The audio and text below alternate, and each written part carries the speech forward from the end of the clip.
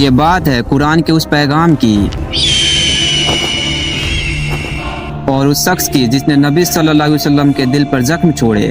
آج اسے یاد کرنے والا بھی کوئی نہیں ہے۔ آج اس کا نام صرف عبرت کے لیے لیا جاتا ہے۔ یہ قصہ ہے ابو لہب کا اور سورہ کوثر کا۔ اِنَّا أَعْطَيْنَاكَ الْكَوْثَرَ۔ ہم نمازوں میں سورہ کوثر کو پڑھتے ہیں، مگر افسوس ہم میں سے کتنے ہیں جو اس کے اصل معنی کو جانتے ہیں۔ آخر کوثر ہے کیا؟ کیوں اللہ نے اسے نازل کیا؟ کیا تم نے سنا طلحہ؟ ہاں، اللہ کے نبی نے ہمیں کوثر کا وہ راز بتایا تھا۔ سبحان اللہ۔ اور سب سے اہم بات، آج ہماری زندگی میں سورہ کوثر کا کیا پیغام ہے، یہی جانیں گے ہم آج کی اس ویڈیو میں۔ بسم اللہ الرحمن الرحیم۔ اِنَّا أَعْطَيْنَاكَ الْكَوْثَرَ فَصَلِّ لِرَبِّكَ وَانْحَرْ إِنَّ شَانِئَكَ هُوَ الْأَبْتَرُ۔ سورہ کوثر قرآن کی سب سے چھوٹی لیکن دل کو سب سے گہرائی تک چھو لینے والی وہ سورت۔ قرآن کی ہر سورت کے پیچھے ایک حقیقت ہوتی ہے، ایک ایسی کہانی جو صرف الفاظ نہیں ایمان کو جگا دیتی ہے۔ اور سورہ کوثر کے پیچھے چھپا واقعہ، وہ قصہ تو ایسا ہے جو انسان کا دل دہلا دے، سینے کو چیر کر رکھ دے۔ ایک ایسا لہجہ، ایک ایسی تکلیف جس کے جواب میں اللہ نے اپنے حبیب صلی اللہ علیہ وسلم کو وہ نعمت دی جسے سن کر روح تک سکون پالے۔ سب سے پہلے اس وقت کو سمجھو، مکہ کی دوپہر جیسے تھم سی گئی تھی، گرم ہوا چل رہی تھی، مگر ماحول پہ عجیب سی خاموشی چھائی ہوئی تھی۔ لوگ اپنے گھروں میں سستا رہے تھے، لیکن نبی صلی اللہ علیہ وسلم ایک کونے میں شانت بیٹھے تھے۔ کمرے کے اندر ہلکی ہلکی سسکیوں کی گونج تھی جو مٹی کی دیواروں سے ٹکرا کر واپس لوٹ رہی تھی۔ ان کا ننھا بیٹا عبداللہ جو کل تک ان کی چھاتی سے لپٹا سانس لیتا تھا، آج مٹی کی آگوش میں سو چکا تھا۔ دنیا کے لیے ایک بچہ، لیکن نبی صلی اللہ علیہ وسلم کے لیے دل کا ٹکڑا۔ لیکن اس کمرے کی دیوار کے اس پار کوئی کھڑا سن رہا تھا۔ دیوار سے ٹک کر کھڑا ایک آدمی عقبہ کو دبے لفظوں میں کہہ رہا تھا، مجھے بھی بتاؤ ابو طالب کیا معاملہ ہے؟ تھوڑا صبر کرو عقبہ، صبر۔ وہ کوئی اور نہیں، نبی صلی اللہ علیہ وسلم کا اپنا چاچا تھا۔ اندر اٹھتی ہر سسکی اس کے چہرے کی گہری مسکان بن رہی تھی۔ اور پھر اچانک وہ خوشی سے پھٹ پڑا۔ اب تو اس کا نام بھی نہیں بچے گا، ختم ہو گیا اس کا سلسلہ۔ محمد کا لڑکا چلا گیا۔ اس کی وہ زہریلی آواز نبی صلی اللہ علیہ وسلم کے دل کو گہرائی تک چیر گئی۔ وہ باہر نکلا، غلاموں کو کھجوریں بانٹ رہا تھا، دوستوں کے ساتھ اونچی ہنسی ہنس رہا تھا، ہر کسی سے بار بار کہتا، سنا تم نے؟ میرے بھتیجے کی جڑ مٹ گئی، اب اسے یاد کرنے والا کون بچے گا؟ اس کی ہنسی، اس کے شبد مانو ہوا میں زہر بن کر پھیل رہے تھے۔ لیکن رب کریم نے اپنے حبیب صلی اللہ علیہ وسلم کو یوں ہی غم میں نہیں چھوڑا۔ اللہ نے ان کے دل کو تھامنے کے لیے ایک نعمت بھیجی، اور وہ نعمت تھی سورہ کوثر۔ اس سورت کے ذریعے اللہ نے فرمایا، اے میرے پیارے نبی، غم مت کیجیے، ہم نے آپ کو ایسی بھلائی، ایسی نعمت دی ہے جو کسی اور کو نہیں ملی۔ بس اپنے رب کے لیے نماز پڑھیے اور اسی کے لیے قربانی کیجیے۔ اور جو آپ کو تانا دیتا ہے، جو بار بار کہتا ہے کہ محمد کی نسل ختم ہو گئی، اصل میں ختم وہی ہوگا، نام آپ کا نہیں اس کا مٹ جائے گا۔ یہ پیغام سنتے ہی نبی صلی اللہ علیہ وسلم کے چہرے پر مسکان کھل اٹھی۔ شام ڈھلتی رہی اور ادھر ابو لہب اپنی ہی ملکتا پر ہنستا رہا۔ اسے کیا پتا تھا اللہ نے اسی پل اس کی عزت، اس کا نام سب مٹا دیا تھا جبکہ وہ ابھی زندہ ہی تھا۔ تو میرا خیال ہے اسی لمحے آپ اس بات کو دل میں بیٹھا لیں کہ سورہ کوثر کو صرف اس لیے مت پڑھے کہ یہ سب سے چھوٹی سورت ہے، اس لیے پڑھے کیونکہ یہ وہ نعمت ہے جو اللہ نے اپنے حبیب صلی اللہ علیہ وسلم کو تسلی کے طور پر عطا کی، تاکہ انہیں محسوس کرایا جائے کہ ان کا درجہ کتنا بلند ہے، ان کا مقام کتنا اونچا ہے، کہ خود اللہ تعالیٰ انہیں دلاسا دے رہے تھے، انہیں سنبھال رہے تھے۔ ابو ارواح، سنا تم نے؟ جی ہاں، اللہ نے نبی کا مقام اور اونچا کر دیا ہے۔ اب پہلی آیت پر آتے ہیں۔ कुरान में जब इन्ना का लफ्ज आता है तो समझ लो कि अल्लाह किसी बात को जोड़ देकर बयान कर रहे हैं, यानी यहाँ भी अल्लाह ताला एक बड़ी खबर सुना रहे हैं। तो आखिर कौसर है क्या? हदीसों में आता है कि जन्नत में मोती जैसे किनारों के बीच बहने वाला एक ऐसा नहर है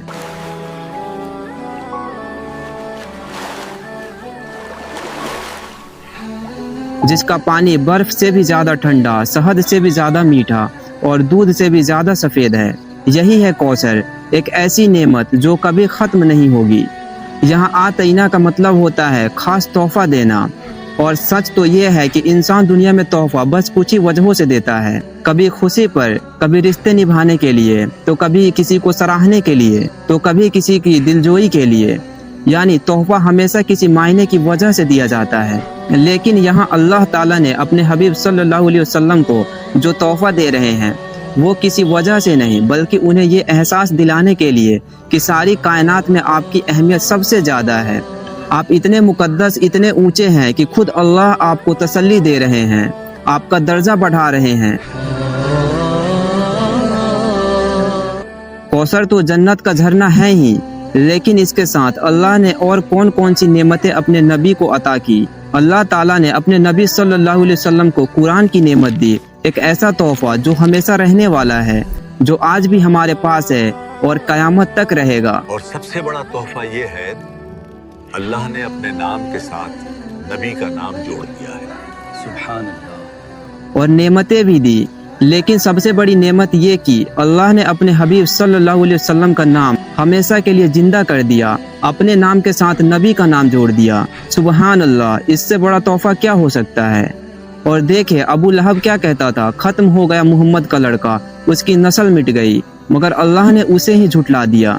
नबी सल्लल्लाहु अलैहि वसल्लम को बेटियां अता की, और आज तक हम अपनी बच्चियों के नाम उन्हीं पाक बेटियों पर रखते हैं। रुकैया, आज भी उन्हें जिक्र करते हैं, इज्जत से याद करते हैं। और अल्लाह ताला ने अपने नबी सल्लल्लाहु अलैहि वसल्लम को एक बड़ी नेमत दी, सहाबियों की नेमत। वो लोग जो हर मुश्किल में उनके साथ खड़े रहे, जिन्होंने अपने जिस्म पर चोटें खाई, अपना घर बार छोड़ा, सिर्फ इसलिए कि इस्लाम हक था और नबी सल्लल्लाहु अलैहि वसल्लम का पैगाम सच्चा था। इन्ना आतईना कल कौसर। अब अगली आयत पर आते हैं, फसल्लि लिरब्बिका वनहर। यानी जब हमने तुम्हें ये नेमत दे दी है तो अब तुम्हें क्या करना चाहिए? अपने रब की इबादत करो और उसकी राह में कुर्बानी दो। देखो, इबादत दो तरह की होती है। एक होती है छुपकर की जाने वाली इबादत, जैसे नमाज, तहज्जुद, दुआएं, और दूसरी होती है खुलकर की जाने वाली इबादत, जैसे कुर्बानी करना, उसका गोश्त लोगों में बांटना, लोगों की मदद करना। इस आयत में अल्लाह ताला ने इन दोनों तरह की इबादतों का हुक्म दिया है। अब वनहर का मतलब होता है कुर्बानी करना, इसलिए ईद उल अधा को यौमुन नहर भी कहा जाता है, यानी कुर्बानी का दिन। फसल्लि लिरब्बिका वनहर, इसका मतलब हुआ अपने रब की इबादत करो और उसकी राह में कुर्बानी दो। अब तीसरी आयत पर आते हैं। स्कॉलर्स कहते हैं कि सानिया का मतलब होता है एक ऐसी दुश्मनी जिसमें इंसान अपने हद से बढ़ जाए, अपनी अकल खो दे और उसके सोचने समझने की ताकत खत्म हो जाए। अब जरा सोचो, अल्लाह के रसूल सल्लल्लाहु अलैहि वसल्लम के घर में गम का माहौल है, एक इंतकाल हो गया है, पूरा घर चुप है, दर्द में है, लेकिन उधर अबू लहब वो हंस रहा है, मजाक उड़ा रहा है, मिठाइयाँ बांट रहा है, जैसे उसे किसी के दुख से कोई मतलब ही नहीं। आज का दिन बहुत मुबारक है। सब लोग ये मीठी खजूर खाओ और जश्न मनाओ। उसकी अकल, उसकी इंसानियत दोनों जैसे खत्म हो चुकी हो। एक इंसान में जितनी बेसिक ह्यूमैनिटी होती है वो भी इसमें नहीं थी, और आज के दौर में इसकी परछाई हमें कहाँ दिखती है?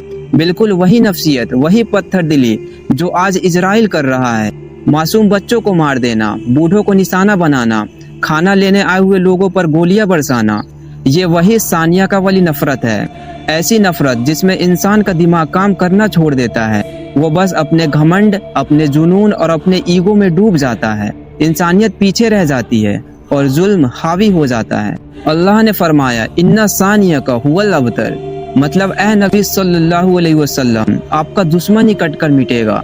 जो लोग कहते थे कि आपका नाम खत्म हो जाएगा, मेरे भतीजे की जड़ मिट गई, अब उसे याद करने वाला कौन बचेगा? आज वही लोग खुद गुमनाम हो गए, उनकी नस्ल मिट गई, कोई याद करने वाला तक नहीं बचा। اللہ کے رسول صلی اللہ علیہ وسلم آج پوری دنیا ان کا نام عزت سے لیتی ہے۔ ابو لہب کا نام بھی لیا جاتا ہے لیکن صرف لعنت کے ساتھ۔ ابو لہب ہر جگہ چھاتی ٹھوک کر یہی تانا دیتا تھا، محمد کا لڑکا چلا گیا۔ اب اسے یاد کرنے والا کون بچے گا؟ اس کی عقل بس یہی اٹک گئی تھی۔ اسے لگتا تھا کہ نسل صرف بیٹوں سے چلتی ہے، اور حیرانی کی بات یہ ہے کہ آج بھی ہمارے سماج میں کچھ لوگ ایسے بھرے پڑے ہیں جو بیٹیوں کو بوجھ سمجھتے ہیں، جو یہ سوچتے ہیں کہ خاندان تو تبھی چلے گا جب گھر میں لڑکا پیدا ہو۔ لیکن سچ یہ ہے، لڑکے ہو یا لڑکیاں، عزت تو اللہ دیتا ہے اور نام بھی وہی بلند کرتا ہے۔ عجیب بات یہ ہے کہ کئی ایسے خاندان ہیں جہاں بیٹوں کی لائنیں لگی ہے لیکن محلے سے باہر کوئی ان کا نام تک نہیں جانتا، اور دوسری طرف جس شخص کا مذاق اڑایا جا رہا تھا، جسے ابتر کہا جا رہا تھا، اللہ نے اسی کا نام پوری دنیا میں چمکا دیا۔ تو سب سے پہلے ہمیں یہ سمجھنا ہوگا کہ انسان کو اس طرح کی سوچ سے ہمیشہ دور رہنا چاہیے۔ قرآن کو صرف لفظوں میں نہیں، مطلب کے ساتھ سمجھیے، کیونکہ قرآن دلوں کو سنبھالنے کے لیے نازل ہوئی ہے۔